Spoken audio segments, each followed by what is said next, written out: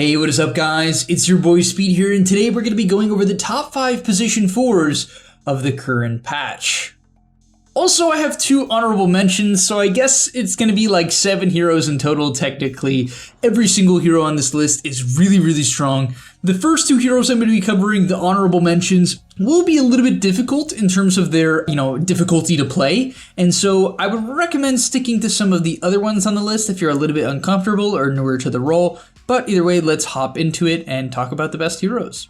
Also, I want to tell you guys that if you've been struggling with solo queue and you're looking to get to the next rank, I'm going to be able to help you. Like, literally, with the gameleap website, I'm going to give you guys guides that are going to make it unbelievably clear on what you need to do. So if you've been stuck in the solo queue grind, you don't know what to do, and you want to become absolutely broken, but like actually you want to become much better at Dota, and you want to take it more seriously, the gameleap website is going to help you do that. So click the link down below. I'm going to help you get to the next rank, and I'll see you there. Alright, coming in at number 7, we have Phoenix. I played a game of Phoenix recently, and honestly, the hero felt really good. They buffed his fire spirits in the lane, which made the hero feel like a pretty solid trader.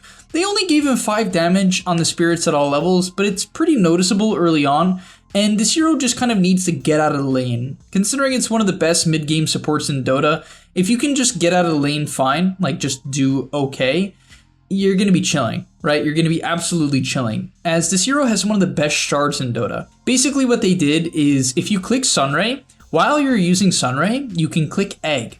And what's cool about that is that while you're using the Egg, the Sunray will continue to go off, right? And so you can basically use your best ability, which is Sunray. If you don't know how much damage this ability does, basically the longer you have it on someone, the more damage it does. And it freaking melts. It literally melts. Heroes melt. And the reason why this shard is so important is, number 1, you can use it during Egg, which is key. But number 2, really the big part for me, is that when the Egg ends, you get a second Sunray. Now, yeah, you might be like, oh, I could have done that with the old Egg. You can, but you couldn't even really effectively use the first Sunray in a lot of fights unless you buy an Aether Lens, which is not something most people do. I do think it's good though. I will say Aether Lens Phoenix is the future, guys. Honestly, I actually think it's not that bad. It makes your Sunray really long, helps you stay in position. Let's stay on target though. Yeah, I think this hero is really good. I think it counters a lot of the very tanky heroes in the meta. For instance, I think it could have been picked against Amar when he was doing that like really annoying Mars Ags build.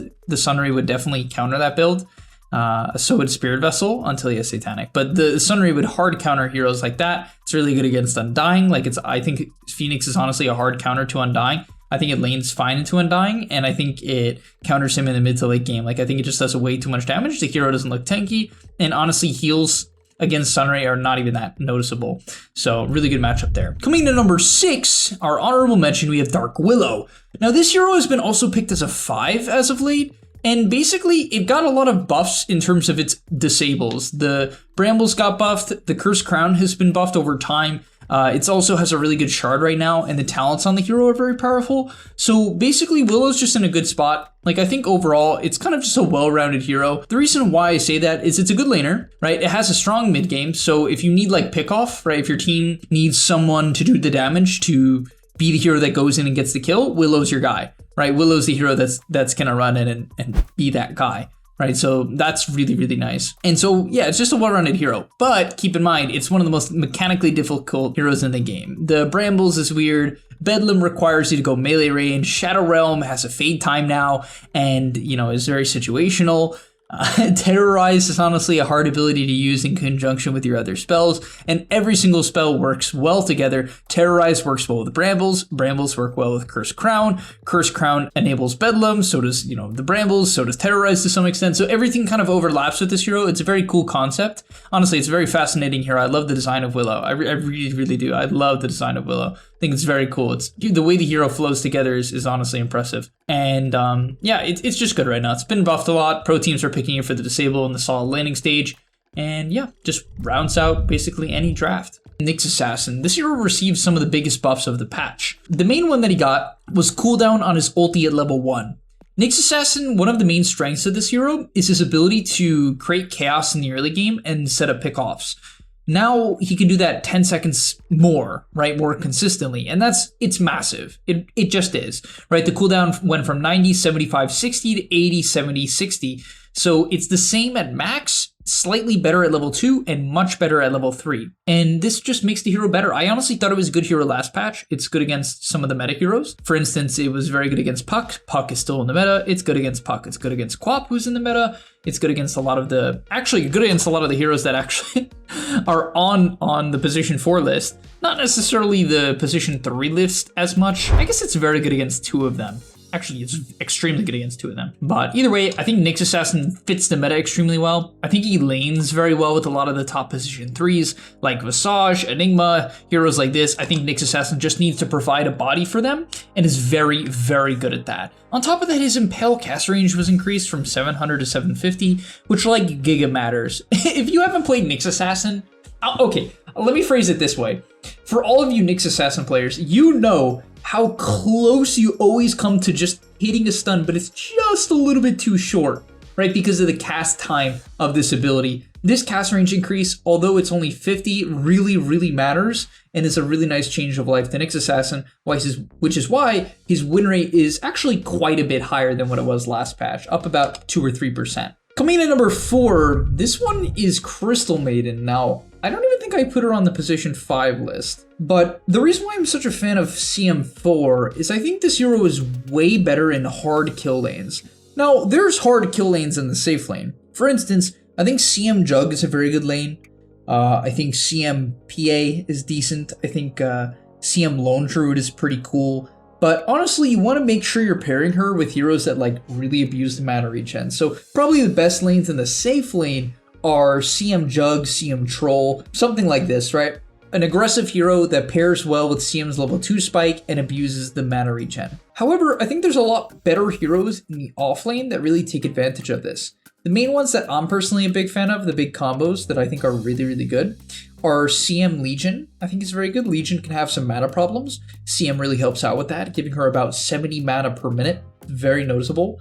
On top of that, you have a lot of kill potential, right? It's just Legion's just the hero that can get in there, does a lot of damage, just needs you to keep them in place. Same thing with Slardar. I mean, this example's probably even better, right? Slardar is just one of those heroes that does so much damage, and he has a lot of chase, and that's the thing. You combine that with a Frostbite and a Crystal Nova, which is better than ever, because you might be like, what changed about Crystal Maiden in this patch, right? What is this hero any different? Yeah, it actually is quite a bit different. It's quite a bit more aggressive is what it is, and here's why. So what they did is Arcane Aura now gives double the mana regen to everyone around CM, in a radius around CM. So basically, it gives teammates around CM 1.2 mana regen, which is about 75-ish mana per minute. Extremely notable. On top of that, the self bonus factor, which is how much mana regen CM gets, went from 3x to 4x, which means CM at level 1 went from 1.5 mana regen for herself when skilling Arcane Aura to 2.4 with the buff to the mana regen as well, right? So this hero is way better at level 2. And even if you don't take Arcane Aura at level 2 and you decide to go the standard Crystal Nova Frostbite build, which is common and good, still you put so much dang aggression due to this change. You have way more abilities, way more spells. You can just buy a little bit more aggressive items as well, going for a stick instead of maybe 3 more mangoes, something along those lines. And so CM has so much kill potential in the offlane in particular, with kill heroes like Dawnbreaker, Slardar, and Legion. Coming in at number 3 is Vengeful Spirit. The biggest buff to Venge that made this hero more viable now, even though I don't think it's like super broken or anything like that. I don't think that at all. But I do think that this hero is very, very solid, especially in pubs if you go in with a certain mindset. And what that mindset is to be very greedy. But what did they change about this hero to make it a little bit better? Wave of Terror now deals 85 damage at level 1, which is pretty crazy. This ability is actually extremely strong at level 1. It's really, really strong. Like, Wave of Terror, to me, is very impressive, because this ability used to do like 30 damage. Don't quote me on that, but it was like a very, very low damage spell. Maybe max 40 damage at level 1. Now, it reduces armor by 3, which is a lot. A lot of heroes only have 3 armor at level 1, and it works on the creep wave. And that might seem like a bad thing, like, oh, that's going to shove the wave. But early on into the lane, shoving the wave is going to make you win trades more often than not. Right? It's going to put you over the edge and win you trades. So literally, you can Wave of Terror the creep wave and just, it's good. Like, you're going to harass the enemy, it's going to do a bit to them, reduce their armor, and if they try to trade for 8 seconds, which is only like half the cooldown of the spell, so it's constantly up, they have -3 armor, which allows you to trade very, very effectively. On top of that, the cast range of Magic Missile, her stun at level 1 was 575. Now it's 650 flat. It used to scale up to 650 per level. It would go up by 25 from 575. It's just strictly 650 flat now, which is way better in the lane. You can set up from much further away and catch the safe laner without having to, run through the creep wave, which was literally what Venge would have to do. So yeah, I'm a huge fan of this hero, and why as a 4 and not as a 5? I just think that the Ags is the main way to play the hero. I really do. I think you can even get away with Venge 3 in this meta, with the Wave of Terror being a bit better and, Magic Missile just being a better ability. I do think that there's some viability to even Venge 3. I think it's absolutely an option. Something like Shaker Venge could be quite cool. But I do think that this hero as a 4 is really nice, because you don't really need items after the Ags, you just need Ags, and then the hero's insanely good. Coming in at number 2 is MIRANA. My big thing about MIRANA is that her E is way better now. It used to give you only 2.5 seconds of bonus movement speed, 32% bonus movement speed at max, by the way, which is huge. Now it gives you 4 seconds. That's a huge buff. On top of that, Starstorm search radius on the second go is way bigger. It's like 150 radius bigger. It is incredibly easy to get off 2 Starstorms on someone, which is one of the highest damage nukes in the early game. Keep in mind, 2 Starstorms, guys, is nearly the same damage as like Finger of Death. And I'm not just saying that, that's just what it is. It is just that high damage of a nuke, and it's very reliable now. So this hero got major buffs in that regard. And another thing that's a big deal to me is that I think MIRANA is just straight up good this patch. Here's why. Number 1, I think she's good with a lot of the melee offlaners that are creeping back into the meta, so there's that. On top of that, I think being able to arrow the flag bearer creep is really good. I really don't think people understand that the flag bearer creep is literally 100 gold, straight up, more actually. Yeah, it's about 100 gold. It's 100 gold, guys. You know what MIRANA often does throughout the game? She arrows big creeps. Those are less than 100 gold. And sure, you're not splitting the XP and you're not splitting the gold, but at the end of the day, flag bearer creeps are broken. They're broken because they also give the enemy 3 HP regen. So if you take them out of the equation right away, which you can and should do, you're denying the enemy a ton of regen. Right? A ton of regen. So that arrow, if you arrow the flag bearer creep, is extremely valuable. And I haven't seen a lot of MIRANAs doing this, but I believe it's a very important concept that I don't even know if I should be sharing with you guys yet, because I think it's important and should be part of the meta. I think people should look at the flag bearer creep as a huge point of contention in the early game, and I don't think it is looked at that way, and I think it's unfortunate. And finally, the best position for the patch, at least the most reliable, even though I think MIRANA in solo queue is probably better in a lot of ways, only because this hero can buy Vessel, which I think is extremely good early game. On top of that, it does so much damage in the early game that in early skirmishes, when your team is just fighting nonstop, Shaker's not that good. The hero needs a Blink Dagger, or at least a Shard.